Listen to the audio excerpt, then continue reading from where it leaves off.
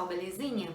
Gostaram da vinheta? A gente já está entrando na nossa terceira semana de aula nesse novo formato, pela plataforma Classroom, e ainda nós temos muitos alunos com muita dificuldade em se adaptar a esse novo formato. Eu sei, tá difícil para todo mundo, tem que ficar trancado dentro de casa, né?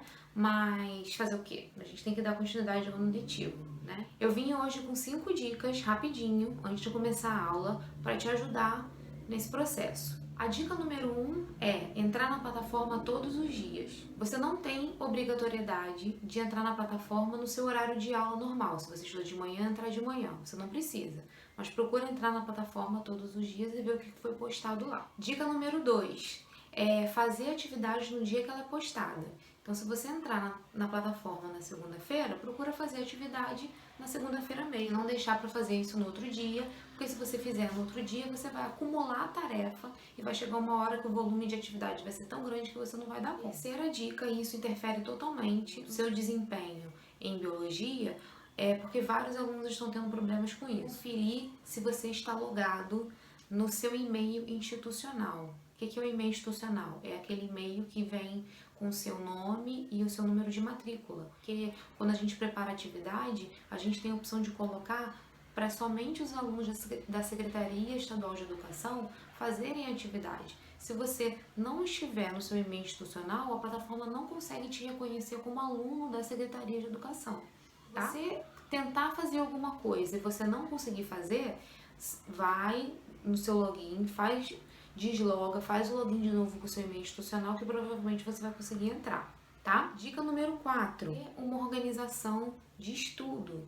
Eu fiz uma planilha e para mim tá dando certo organizar no começo da semana todas as atividades que eu tenho para fazer até sexta-feira. De repente é uma boa forma, né? Você já tem a sua grade de horários, você sabe quais são as matérias que você tem, os professores que você tem. Então, baseado nisso, você consegue se organizar, tá? Dica número 5, aprofundar-se nos conteúdos por conta própria. Nós, professores, estamos nos esforçando muito para tentar passar o conteúdo para vocês da melhor forma possível, mas ainda assim não é um ambiente de sala de aula normal, né? A gente não tem uma discussão.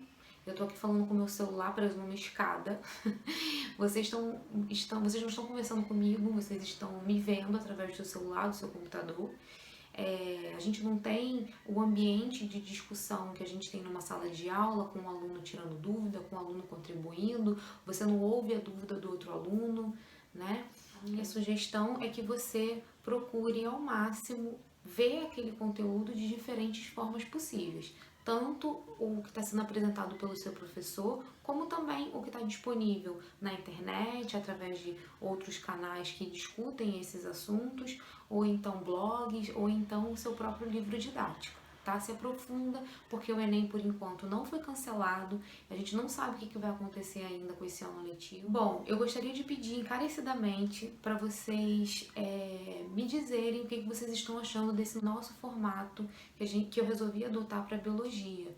Quando a gente está em sala de aula, eu consigo perceber pelo comportamento de vocês se aquilo que eu estou fazendo está dando certo ou não. Mas desse jeito, eu não sei, não consigo saber. Então eu preciso que vocês me digam. Não tem problema, você pode dizer, professora, não tá dando certo, eu tô achando seus vídeos um saco, enfim, qualquer coisa que vocês me disserem pra mim, eu vou pensar e vou ver o que eu posso fazer pra melhorar, tá? Mas eu preciso que vocês me digam. Muito mais gente que veio falar comigo, assiste e faz atividade. Eu tô tendo uma adesão bem grande, muito maior do que eu esperava em relação às atividades. Então, eu preciso que vocês me digam o que vocês estão achando, tá bom? Bom, é isso.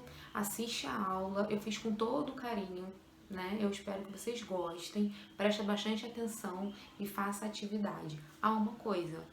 Não fica copiando as respostas da internet. Eu tenho como descobrir. Vocês não têm noção disso, tá bom? Um beijinho e até mais.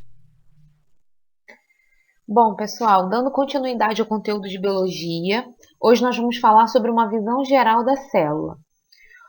Hoje é aquela aula em que a gente vai abordar termos e conceitos que vocês vão ver de novo no segundo e no terceiro ano. Com certeza, se vocês forem meus alunos ano que vem, vocês vão perguntar logo no começo do bimestre, de novo, professora, essa matéria a gente viu no ano passado. E sim, a gente vai falar sobre isso outras vezes. Lembrem-se que vocês podem consultar o livro de biologia, tá? Esse assunto está abordado no capítulo 6. A aula de hoje começa com a seguinte pergunta: de que são feitos os seres vivos? Eu sei, a gente já falou disso, né? Vamos supor que a gente está na sala de aula, eu faço essa pergunta, alguém me levanta o dedo e fala: de matéria. Sim, mas nem toda matéria é viva. Tá, me aparece outro e responde: então, os seres vivos são feitos de moléculas. Sim, mas tudo na natureza é feito de moléculas, o gás carbônico, a água. Se você tivesse dito moléculas orgânicas, sua resposta estaria mais certa, pois as proteínas, os lipídios, os carboidratos são encontrados apenas em seres vivos. Me vem outra criatura. Ah, os seres vivos são constituídos de células, professora. Sim, brilhante resposta. Só tem um probleminha com ela, que são os vírus. Os vírus não são constituídos por células. Será que eles são seres vivos? Bom, a nossa aula é sobre tudo isso. Antes de a gente falar sobre célula, né, sobre ser vivo, a gente vai falar rapidinho sobre o principal instrumento que é utilizado no estudo da célula, que é o microscópio, tá? O microscópio, ele foi inventado pela família Janssen, né, de holandeses. Eles eram fabricantes de óculos. Os primeiros registros de uso do microscópio para observação de material biológico é de um cara chamado Leeuwenhoek no século XVII. Ele é considerado o descobridor dos micróbios. É esse camarada aí com suas madeixas encaracoladas. Inspirado por Leeuwenhoek, Robert Hooke idealizou e constituiu esse microscópio que está aí na imagem. Ele tem um funcionamento bem parecido com os microscópios atuais, a gente vai ver daqui a pouco. Hooke observou cortes de cortiça, que é esse material que a gente usa para fazer rolha de vinho, por exemplo, tá? Ele observou que o material era formado por minúsculas estruturas que pareciam celas de prisão. Foi assim que surgiu o termo que designamos hoje como a unidade constituinte dos seres vivos. Depois de Hooke, em 1820, o botânico escocês chamado Robert Brown descobriu um pequeno corpo presente no interior de várias células e chamou esse corpo de núcleo. Em 1838, o botânico Matthias Schleiden concluiu que todas as plantas eram constituídas dessa unidade, a célula. E por volta de 1839, o zoólogo Theodor Sivan generalizou esse conceito desenvolvendo o que conhecemos como teoria celular. Como vimos, essa teoria foi baseada a partir do resultado de diversas pesquisas realizadas por vários cientistas ao longo de um tempo. Essa teoria, chamada de teoria celular, era sustentada por 3 pilares. Primeiro pilar, de que todos os seres vivos são formados por células. Segundo, a célula sempre surge a partir de outra célula, ou seja, novas células surgem da reprodução de células já existentes. E terceiro, células são as unidades morfológicas e fisiológicas dos seres, ou seja, as atividades essenciais que caracterizam a vida ocorrem sempre no interior das células. Bom, como é que os cientistas fazem para estudar a célula? Como é que eles fazem para saber a estrutura da célula, conhecer a organização e a composição da célula? Em primeiro lugar, é importante lembrar que a tecnologia avançou e temos microscópios mais potentes com maior resolução, tá? Para a gente observar a estrutura da célula, a gente realiza micrografias, que são fotos das imagens geradas a partir da observação das células no microscópio. tá? A gente prepara uma lâmina com o material biológico, fazendo cortes bem fininhos desse material, tecido, de algum organismo, a célula de algum organismo, através utilizando uma ferramenta chamada micrótomo, e a gente usa corantes e fixadores para destacar na célula aquilo que a gente quer estudar, tá bom?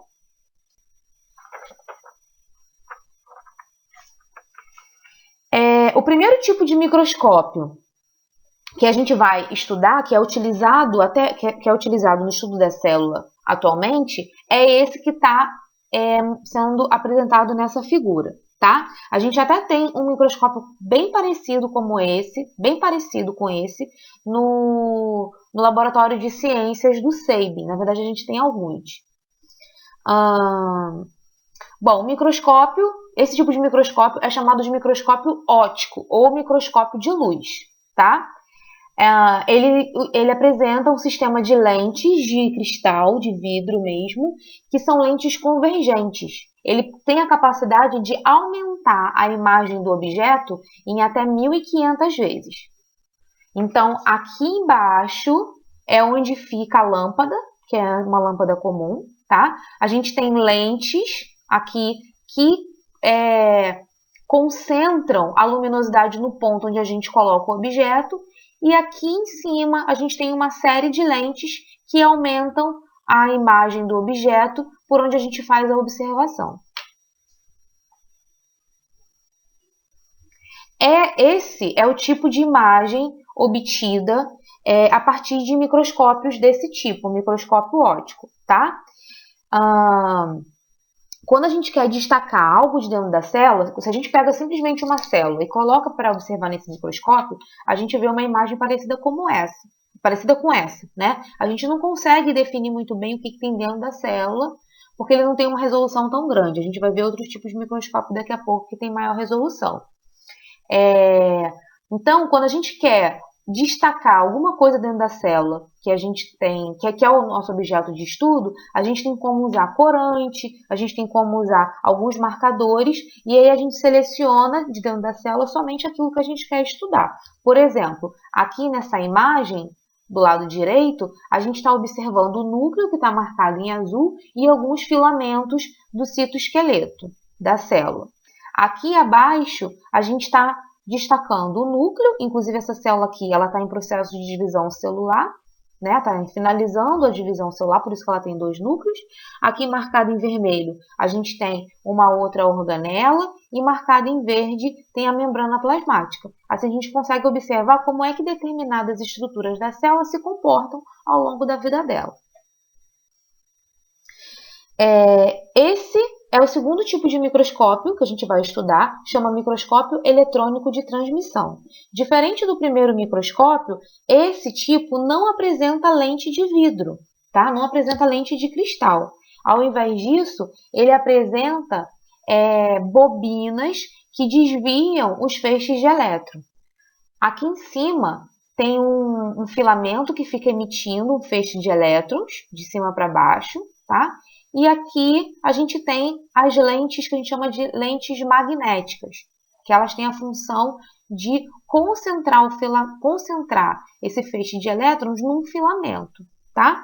No caso do microscópio eletrônico de transmissão, esse feixe de elétrons ele atravessa o objeto, por exemplo, o material biológico que é colocado no meio dele, esse filamento atravessa e forma a imagem do objeto aqui abaixo nessa tela fluorescente, tá? Então a gente vê o objeto por dentro, tudo bem? A gente corta o objeto, corta a célula, corta o tecido e a gente faz observação por dentro, já que o feixe de elétrons atravessa esse material biológico. Nessa imagem a gente consegue ver uma imagem obtida a partir desse tipo de microscopia. Diferente do microscópio anterior, a gente tem um poder de resolução muito maior, né? Aqui, ó, a gente está vendo o núcleo da célula. Só isso aqui é o núcleo da célula. A gente consegue ver que o núcleo tem um monte de estrutura lá dentro.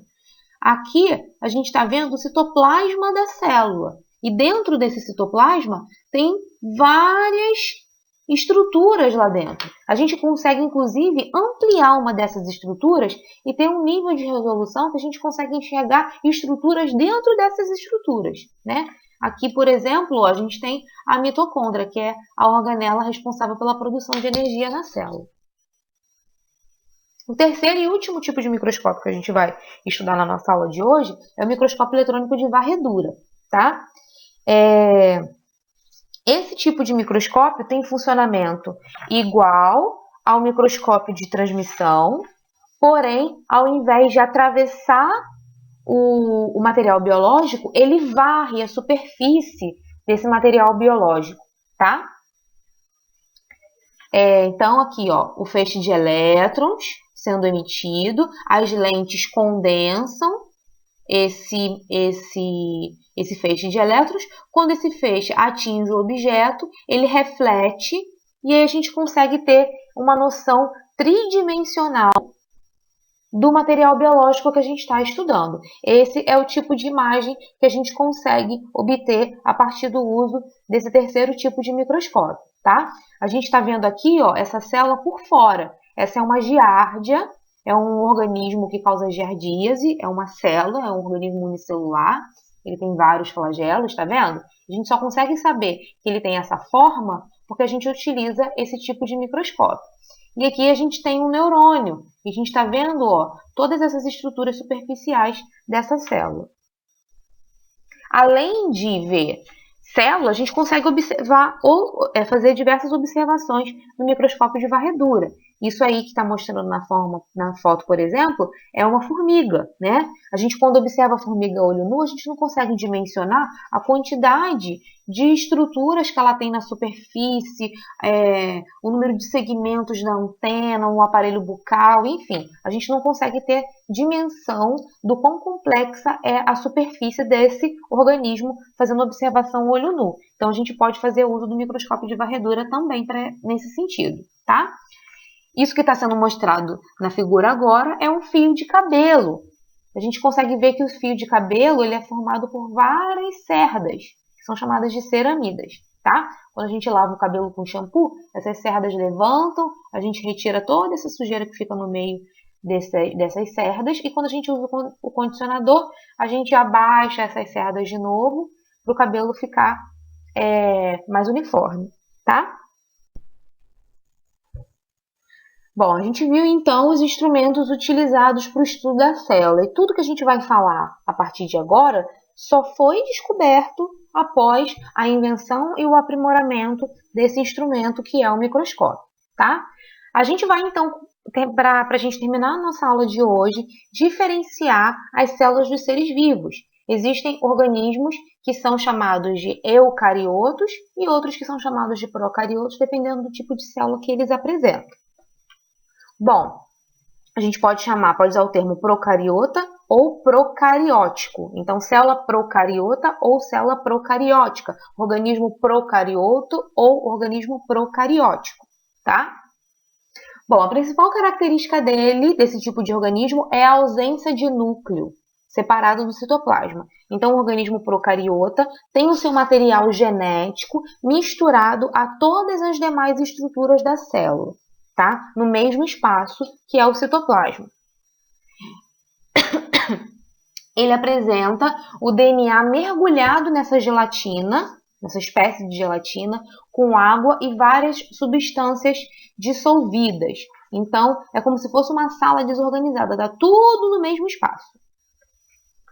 Ele apresenta ribossomos, que são responsáveis pela síntese de proteínas. E assim como o DNA e outras substâncias, o ribossomo também está presente ali no citoplasma. A célula procariota é envolvida por uma membrana plasmática e por uma parede celular, tá? Entre os principais organismos, entre exemplos de organismos que apresentam esse tipo de célula, a bactéria e as cianobactérias, tá? As cianobactérias têm a estrutura muito parecida com a da bactéria, só que ela realiza fotossíntese. Como está mostrando aí nesse último tópico. Bom, as células eucariotas, Também são chamadas de células eucarióticas, ou ser eucarioto ou eucariótico, também tá certo. Essas células costumam ser maiores e bem mais complexas do que a célula procariota. A principal característica dela é que ela tem núcleo individualizado. Então, o material genético está separado do citoplasma porque ele está envolvido por uma membrana. Tá? Então, tem um compartimento dentro da célula onde está concentrado o material genético, reservado do resto da célula, diferente da célula procariota, que está tudo misturado no mesmo espaço. O nome dessa membrana que separa o material genético do resto da célula é carioteca. Tá? E o DNA da célula eucariota está associado a diversas proteínas. O DNA da célula eucariota forma estruturas chamadas cromossomos. Além do núcleo, ela apresenta várias organelas, tá?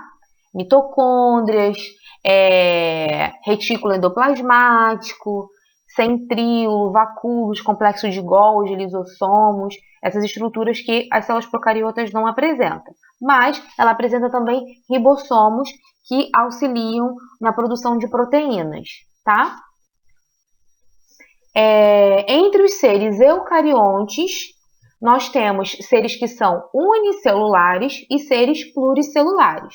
Tá? Os protozoários, por exemplo, são organismos eucariotos e unicelulares. Já as plantas e os animais são seres eucariotos pluricelulares. Bom, daqui a algumas aulas a gente vai discutir os conceitos científicos sobre a origem da vida. Mas já que a gente está falando sobre a célula, né, e a gente acabou de observar que existe uma célula mais simples e uma mais complexa, eu adianto para vocês que os cientistas eles têm um conceito de que provavelmente os seres vivos que surgiram eram bem mais simples e eles foram ganhando complexidade ao longo do tempo. Então, baseado nisso, a ideia é de que primeiro tenham surgido os seres procarióticos que teriam se transformado ao longo do tempo até surgirem os seres eucarióticos, tá? Existem dois conceitos sobre como que um ser procariótico, duas ideias sobre como que um ser procariótico teria originado seres eucarióticos, né? A primeira ideia seria por um processo que a gente chama de invaginação de membrana. Invaginação é dobrar-se para dentro. Então, provavelmente, né, o ser procariótico sofreu algumas dobraduras da sua membrana para dentro, originando espaços dentro dessa célula, que aí teriam surgido as organelas, tá? Um outro conceito seria a invasão de células primitivas, como é o caso de bactérias. Então, uma célula primitiva, né, eucariótica primitiva, teria sido invadida por várias bactérias, né? E dentro dessa célula primitiva, essas bactérias tiveram algum tipo de vantagem em permanecer lá dentro. E aí teria se originado os cloroplastos e as mitocôndrias, que são organelas um pouquinho diferentes. E a gente vai falar melhor sobre isso daqui a algumas aulas. Tudo bem? Bom, e os vírus? A gente está ouvindo falar bastante recentemente sobre esse tipo de organismo, né? Por causa da pandemia, o Covid-19 e tudo mais. Bom, esses organismos, eles são muito especiais porque, diferente das bactérias, das plantas, dos animais, eles não são formados por célula. Eles são seres acelulares. Esses organismos possuem uma organização muito simples, tá? Eles são formados basicamente de cápsulas de proteína que envolve o material genético. Esse material genético pode ser de DNA ou RNA. Então, o vírus da poliomielite, por exemplo, tem uma cápsula de proteína com material genético dentro, e assim por diante. Eles possuem, justamente por isso, eles são seres que são considerados parasitas intracelulares obrigatórios. Por quê? Porque eles só conseguem se reproduzir dentro de uma célula, tá? Por essas e outras características, vem o questionamento. Tá, os vírus são seres vivos ou não? Os que defendem que eles não são seres vivos focam na característica do vírus não ter metabolismo próprio, já que ele só consegue se reproduzir quando ele invade uma célula hospedeira, uma célula de algum organismo, e usa o metabolismo dessa célula para produzir novos vírus. Já os que defendem a ideia de que os vírus são sim seres vivos focam no fato deles conseguirem se replicar, deles apresentarem hereditariedade, deles evoluírem. No interior de células vivas? Sim, mas eles fazem tudo isso que são características exclusivas de seres vivos. Para a gente se aprofundar mais nesse questionamento, provavelmente a gente vai debater melhor ao longo das nossas aulas o que é vida, né? E a gente não vai fazer isso só em biologia, provavelmente vocês vão ter essa discussão em filosofia também, tá? E ela é uma discussão bastante complexa. Bom, pessoal, a gente vai terminar a nossa aula por aqui. Não esqueçam de fazer a atividade referente a essa aula, tá bom? Não esquece de colocar seu nome completo e a sua turma. É muito importante você colocar a sua turma para eu poder dar a sua nota certinho, sem nenhum problema, tá bom? Um beijo e uma boa semana. Tchau, tchau.